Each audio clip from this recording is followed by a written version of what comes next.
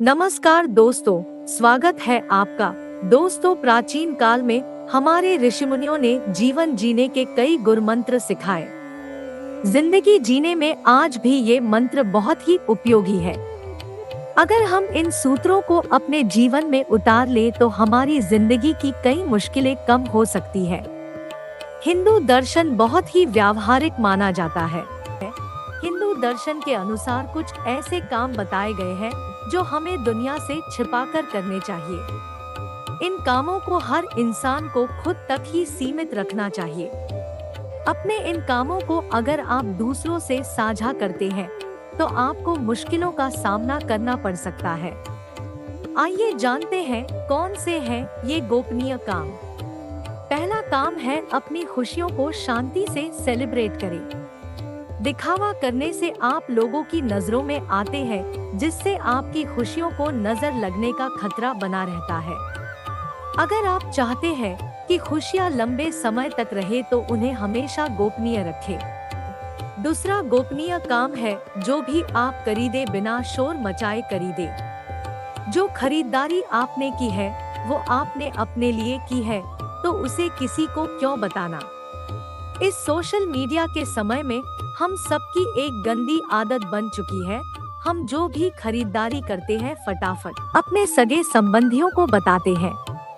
याद रहे, ये बातें आप उन्हें बता रहे हैं जिनके पास इन चीजों की कमी है। उससे रिश्ते तो बिगड़ते ही हैं, बल्कि आप जलन और नजर के शिकार भी बन जाते हैं।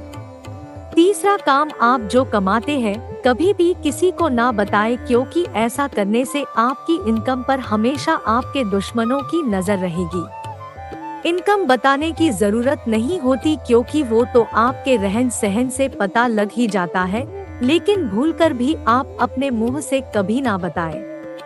चौथा गोपनीय काम है, हमें कभी भी किसी भी शख्स को अपनी भावी योजनाओं के बारे में नहीं बताना चाहिए, चाहे वह कितना भी करीबी ही क्यों ना हो। हमें नहीं पता होता कि समय के साथ उस शख्स के साथ हमारे रिश्तों में कैसे बदलाव आ सकते हैं। जब तक आपका प्रोजेक्ट अंतिम चरण में ना हो तब तक बिल्कुल भी किसी से उसे शेयर नहीं करें। पांचवा काम है, दोस्तों, हर किसी की जिंदगी में कुछ बेहद निजी और गोपनीय बातें होती हैं। इन बातों को हमेशा खुद तक ही सीमित रखना चाहिए। आपसी दाम्पत्य संबंधों से जुड़े जो भी मुद्दे हैं उन्हें जगजाहिर करने की कोई जरूरत नहीं है। अगर आप ऐसा करते हैं तो रिश्ते बिगड़ने पर वो लोग ही आपका मजाक उड़ाते हैं। छठवां काम है, अपनी पारिवारिक समस्याओं के बारे में किसी से भी चर्चा ना करें। ऐसा कहा जाता है कि हर घर अपने आप में एक अलग ही दुनिया है। इस दुनिया में जो कुछ भी हो रहा है वह बाहर नहीं प्रकट करना चाहिए। घर के लड़ाई झगड़े और समस्याओं के बारे में किसी से बातें करना भले ही बड़ा राहत भरा लगता हो, लेकिन कई बार यह मुश्किलें और बढ़ा देता है। किसी से बात करने से वो समस्याएं सुलझने की बजाय उसे आप दूसरों को बताकर और बढ़ा रहे हैं। सातवां गोपनीय काम है, अगर आप किसी के सामने अपनी उदारता की शेखी बघारते हैं तो इससे बुरा कुछ नहीं है। ऐसा करने से आपकी बहुत किरकिरी हो सकती है। अपने उदारतापूर्ण कार्यों का बखान सबके सामने कभी नहीं करें।